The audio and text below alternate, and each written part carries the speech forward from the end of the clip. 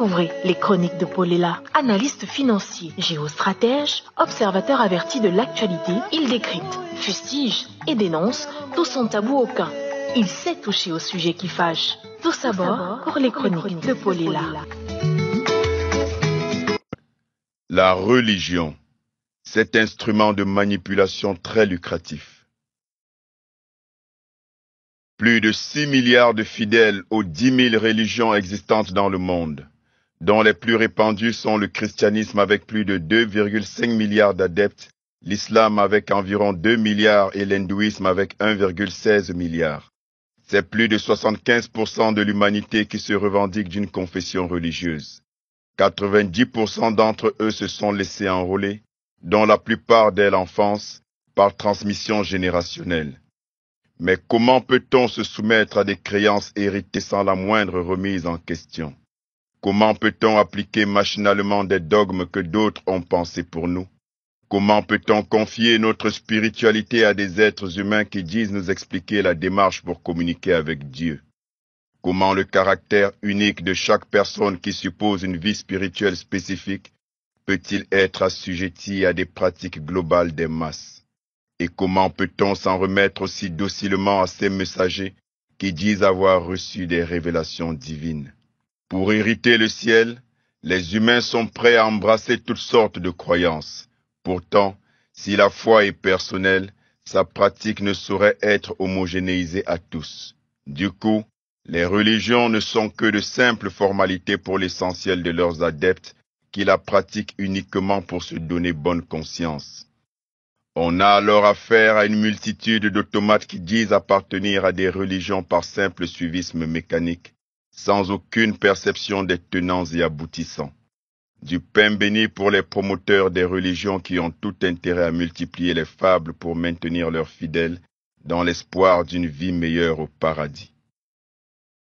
Il est intéressant de noter que les deux plus grandes religions par leur nombre de fidèles, le catholicisme et l'islam, se sont répandues dans le monde par le canal des conquêtes impérialistes, par la contrainte des futurs fidèles, dans la violence et le sang. Pourtant, elles nous enseignent que le Dieu qu'elles nous vendent est amour et paix. Et quoi de plus captivant pour la multitude d'âmes fébriles que de se faire dire que ces religions sont directement inspirées de Dieu en personne. Jadis imposées en Afrique par le fouet, ces mêmes religions sont aujourd'hui acceptées docilement par les Africains au mépris de la résistance de leurs ancêtres méritants. L'objectif visé par le prosélytisme musclé des croisades religieuses meurtrières de l'Église catholique et de l'islam en Afrique est ainsi largement atteint. Il s'agit de déposséder les Africains de leurs spiritualités originelles pour les asservir culturellement et tels des coquilles désormais vides, formater leurs esprits à la soumission et enfin les exploiter matériellement. Conséquence, l'Afrique est l'une des bases privilégiées de ces deux religions qui ont par ailleurs été des acteurs majeurs et explicites des œuvres macabres de l'esclavage arabo-musulman qui a duré 7 siècles et de l'esclavage transatlantique qui a sévi pendant 400 ans. Ces expéditions criminelles au cours desquelles nos ancêtres ont été déportés par centaines de millions, mais aussi spoliés, mutilés et assassinés, étaient réalisées avec la bénédiction des autorités religieuses qui étaient supposées nous enseigner la compassion divine. Comme si les Africains qui ont des millénaires de civilisation avant l'apparition de ces prédateurs prosélytes les avaient attendus pour connaître le Dieu unique. L'islam et le catholicisme cautionneront également, dans la même logique impérialiste, la propagation de l'idée de la classification de l'humanité en races et la suggestion de l'infériorité de la race noire pour justifier leurs expéditions esclavagistes. Ces religions sont donc clairement porteuses des germes de la haine et du racisme endémique, toujours aussi violemment perceptibles dans le monde occidental et dans le monde arabe. On se souvient que les expéditions esclavagistes européennes qui démarrent en 1454 avaient reçu la bénédiction formelle du pape Nicolas V le 8 janvier de la même année. Pour mieux sceller le caractère fallacieusement divin de leur mission d'asservissement des peuples noirs, les livres sacrés que sont le Coran et la Bible consacrent des passages entiers à la légitimation de la pratique de l'esclavage et indiquent explicitement les Noirs, descendants de Cham, comme étant maudits par Dieu lui-même. Comme si l'arsenal d'oppression contre le peuple noir n'était pas suffisant, il a fallu qu'on y mêle Dieu le Créateur, qui aurait été frappé d'amnésie pour perdre de vue le caractère précurseur du peuple noir, dépositaire de la connaissance originelle. Les religions, même dites révélées, n'ont strictement rien de divin et ne sont rien d'autre que de pures inventions humaines. Elles ont été créées exclusivement à des fins mercantiles et impérialistes. Elles ne sont qu'un prétexte, des instruments au service du capitalisme à outrance. La religion qui a pour seuls objectifs d'asservir et de spolier n'est pas substituable à la spiritualité, et croire en Dieu ne nécessite pas d'adhérer à une religion, tout comme être un fidèle d'une religion n'implique pas nécessairement être au service de Dieu. Les prédateurs par le canal de la religion ne sont pas les serviteurs de Dieu qu'ils prétendent, mais de misérables imposteurs, quelle que soit leur position dans la hiérarchie de leur organisation. La spiritualité suppose une relation personnelle avec le divin, en tenant compte du caractère unique de chacun, tandis que la religion est dogmatique et impose des pratiques homogènes à des masses. La religion a pour interface des humains pour atteindre un Dieu imaginaire, tandis que par la spiritualité, l'humain est en relation directe avec l'être suprême, unique et véritable. Tous les prétendus savants grecs que la falsification historique occidentale présente comme la source des connaissances du monde moderne ont fait leur classe en Égypte antique noire. C'est ainsi que la spiritualité négro-égyptienne a été plagiée par les Romains pour fonder leurs fables religieuses qui prospèrent jusqu'à nos jours.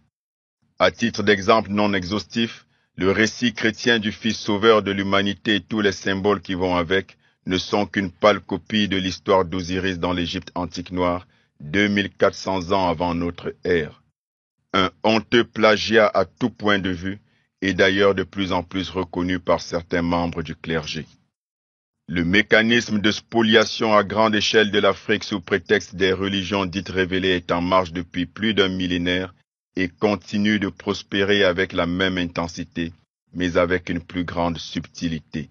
Tenez, l'Église catholique est l'un des plus grands propriétaires immobiliers au monde, grâce au pillage à ciel ouvert du temps de l'esclavage et de la colonisation, mais aussi par l'aliénation réussie des fidèles qui s'empressent de donner à l'Église, y compris au risque de se dépouiller, tel que cela leur est recommandé par les représentants personnels du Tout-Puissant.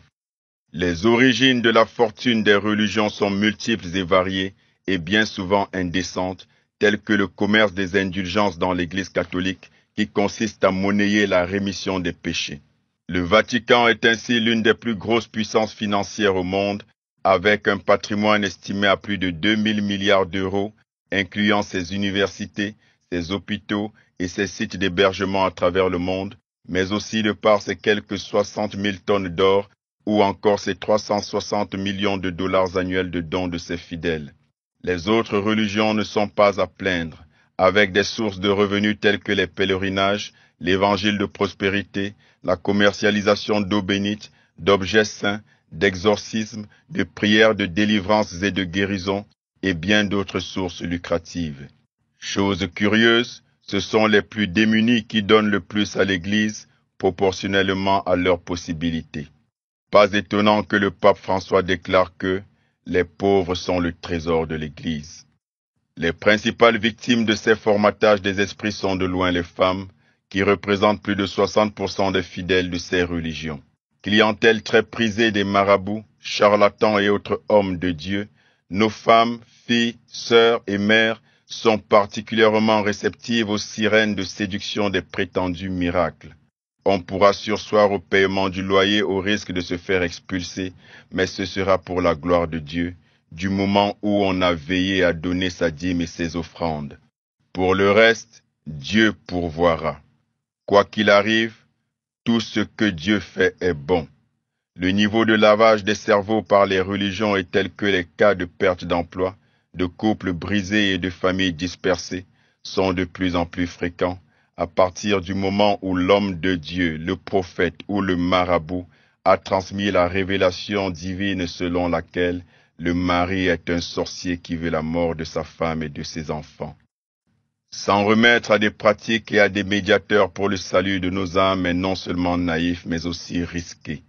Se maintenir dans des religions dont la violence des modes d'expansion à travers le monde révèle des intentions autres que celles affichées ne fait pas sens. L'implication historique explicite de ces religions dans les pires exactions contre les peuples noirs pour cautionner les sombres œuvres de prédation de l'impérialisme arabe et occidental ne peuvent qu'étonner quant à l'adhésion massive des descendants des victimes. Contre cette grotesque manipulation multiséculaire des esprits, les peuples noirs doivent impérativement retrouver le chemin de la raison qui impose de prendre acte de leur égarement spirituel, synonyme d'errance culturelle. Ces organisations capitalistes mafieuses qui prennent Dieu pour prétexte cristallisent à elles seules les trois outils de manipulation des masses que sont le mensonge, la peur et la distraction. Le monde noir s'est fait piéger par les religions importées et il restera sous domination de ses bourreaux tant qu'il ne se sera pas affranchi définitivement de cette pernicieuse aliénation. Pensons par nous-mêmes et faisons recours à notre esprit critique.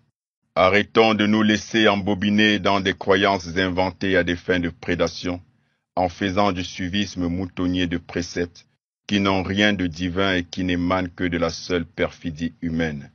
L'Afrique ne peut prétendre à une quelconque souveraineté politique ni économique sans souveraineté culturelle, elle-même conséquente à la restauration historique et spirituelle du continent. C'était les chroniques de Paul Ella, analyste financier et géostratège. Bonne écoute.